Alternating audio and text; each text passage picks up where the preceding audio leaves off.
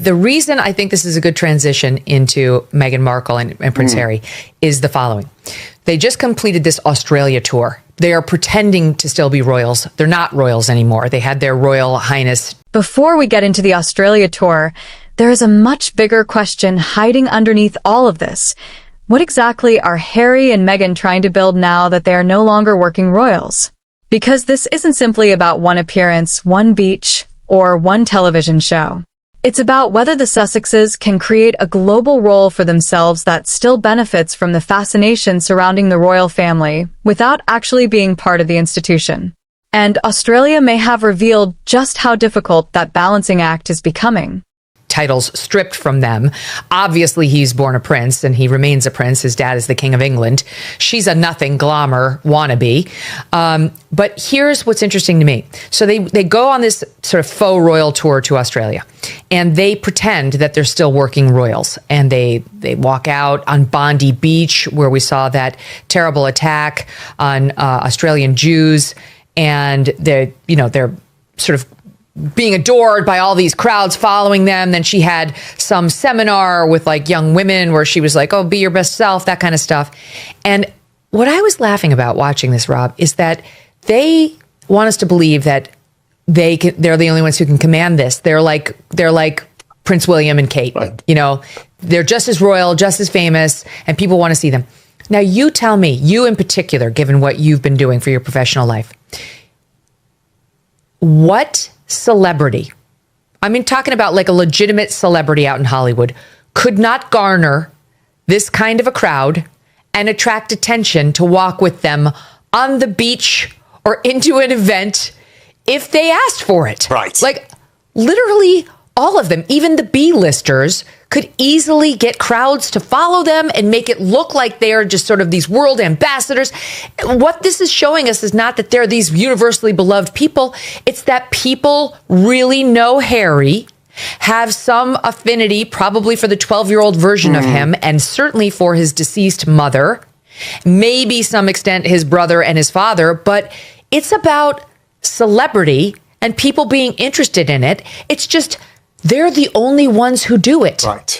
There are not, for the most part, Hollywood celebrities who could gather a crowd who are this thirsty. That's what it is. It's about being thirsty. And what I find so interesting about this is that the only thing that makes these two people interesting is the royal family. The one thing they're trying to run away from, the one thing that they say they want no part of, that's all they've got. We're not interested in them for any other reason. Kim Kardashian, a celebrity that we roll our eyes at and we laugh at, but she has created this herself. And so these two were given this. They were given it, and now they're exploiting it, and at the same time saying they don't want to be part of it. So it is so confusing to me what they want here. I think I know what they want, which is they want this fabulous life part-time, and then they want to earn money the rest of their time. It was the thing that Queen Elizabeth said no to. They pitched being part-time royals, half in, half out, and Queen Elizabeth said, no, that's just not going to work for me. Well, what Harry and Meghan have now figured out, unfortunately, is they do not need the palace approval. He will always be Diana's son. He will always be Harry. People do have a feeling towards him as a little boy walking behind his mommy's coffin. We still all remember that. Her, not so much. But Harry is going to be somebody that we're always going to be interested in. And he's just figured out now that he doesn't need the royals family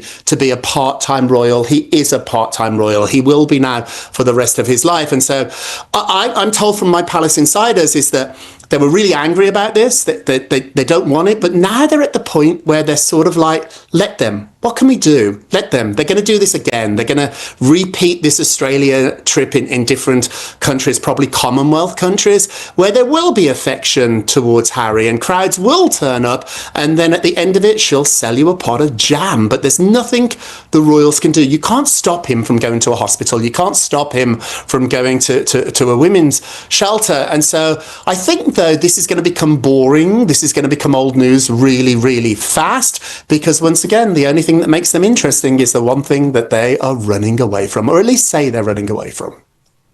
The criticism about Meghan discussing the difficulties in her life also points toward a larger issue with celebrity storytelling. Personal vulnerability can create enormous public interest when audiences feel they're hearing something authentic and meaningful. But there is a difference between sharing a personal experience and continually making personal struggle the central storyline.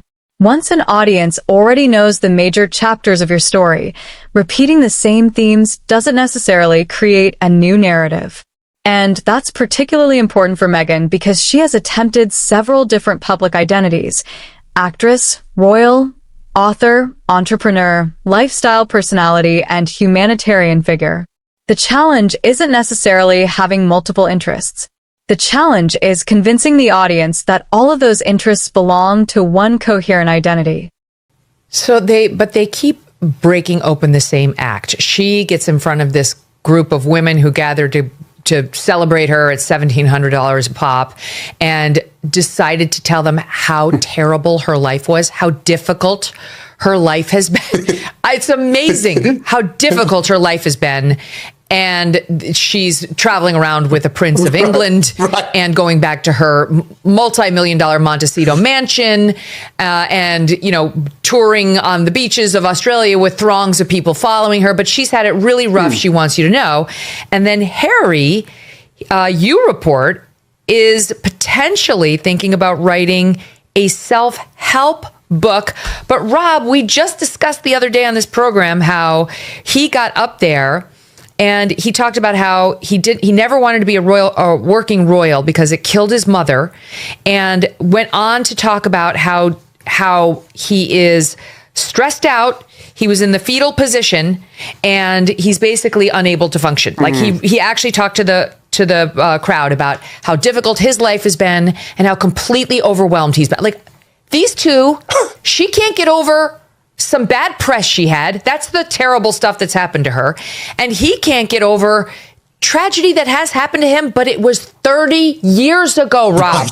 Right. He's somebody that has recently discovered therapy. And as a Brit, I can admit, the Brits are not good about this. They don't really talk about their feelings very much. And when I first came to America 30 years ago, I was absolutely shocked at how Americans would tell you all their secrets, which is good for me as a gossip columnist. But Harry has recently discovered therapy. And anybody that recently discovers something gets sort of intoxicated by it. We know he's an addictive personality. We know he's got issues in the past. And so my insiders tell me that this is where he sees his future. He very much enjoys talking about mental health. He's going to turn into one of those Mel Robbins type podcasters, self-help. Yes, Meghan. Yes. It's gonna be one of those things. I spoke to people in the publishing world. His last book sold really, really well. They'd love to do a second book with him, and I'm told it's gonna be one of those self-help Oprah type books about finding confidence. And Meghan, Here's the irony, Rob.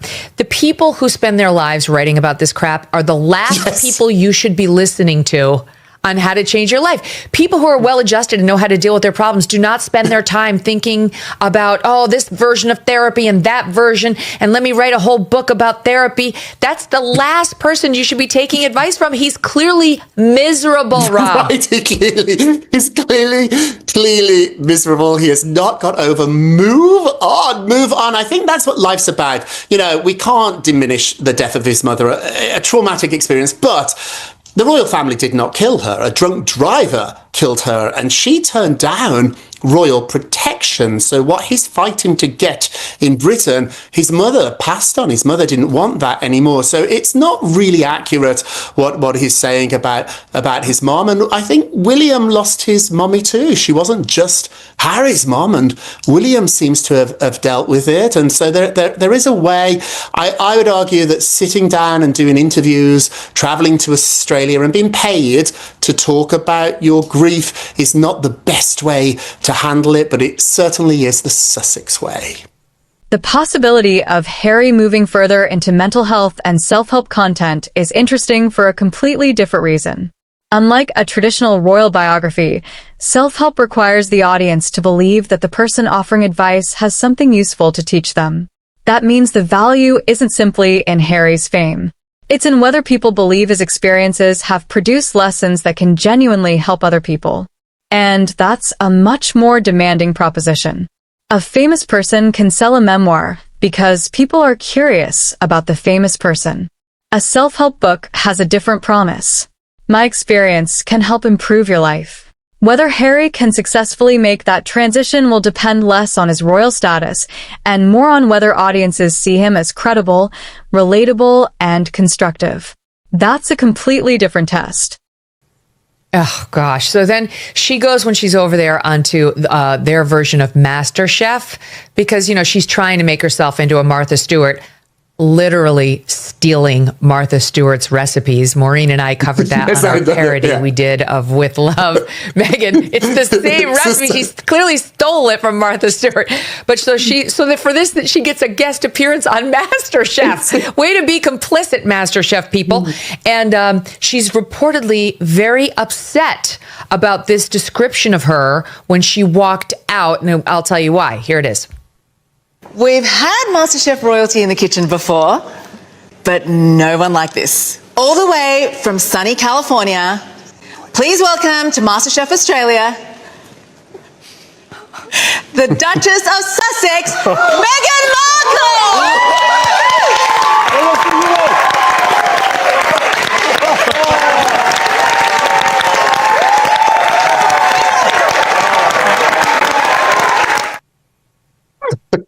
Oh, my Lord. So the Daily Mail's reporting she's very upset that they called her royalty, Rob, because she's not supposed to be called. So I'm sure she was really torn up inside. By the way, they didn't even really call her royalty. They just said like royalty in the kitchen, like Master Chef royalty. The same way, you're Hollywood royalty. I'm journalism royalty, whatever. Yeah. That, like, she's pretending and this is all bullshit. You and I both know she loved being called a royal. That's the whole reason she married Harry. She loves it. I've covered Meghan for a really long time. That episode was taped. It wasn't live. She would have stopped them and retaped the introduction had they not called her royalty. The only reason she's on that show is her association with the royal family. They didn't hire her because she was on Suits when she was a Deal or No Deal girl. She wasn't on MasterChef. I don't resent MasterChef doing this. I've worked in TV, TV better than anybody. It's about ratings. That's all they care about. And having her on is going to get ratings, even if it's people watching it to hate it. And so that's what they're doing here. So I tip my hat to them. But Meghan playing a lot. It's almost like cosplay, isn't it? It's like they've dressed up and today we're going to put a crown on and a cape on and tomorrow we can be nurses and doctors and we can be social workers the next day. It's all playing. It's all cosplay. And people know it. She can't get the normal MasterChef to put her on. Like those two are, they are poison here in America. Never mind the UK where it's even worse. No one's going to put them on for ratings or otherwise. So like the public has turned on them. That's why they have to go to Australia for this. But she reportedly wanted to meet with Steve Irwin's family. Of course he died. He was the environmentalist guy who would take us all over the world with the animals. And they would not meet with. There is another point here that deserves a more balanced perspective. The loss of a parent is obviously deeply personal, and there is no universal timetable for grief. So the issue isn't whether Harry is somehow allowed to continue discussing his mother. He is. The more interesting question is what happens when a major childhood trauma becomes permanently attached to a person's public identity. Because there comes a point where an audience may stop seeing someone as a person moving forward and start seeing them primarily through the event that happened to them. That can be powerful for storytelling, but it can also become limiting.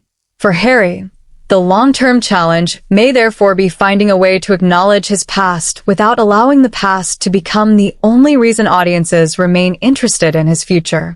Her, because they are reportedly staunch monarchists and fiercely loyal to Prince William and Princess Kate, and they knew that touching these two was absolutely a no-no, so they got the back of the hand. And then, you know what she is, Rob? She's a disaster tourist.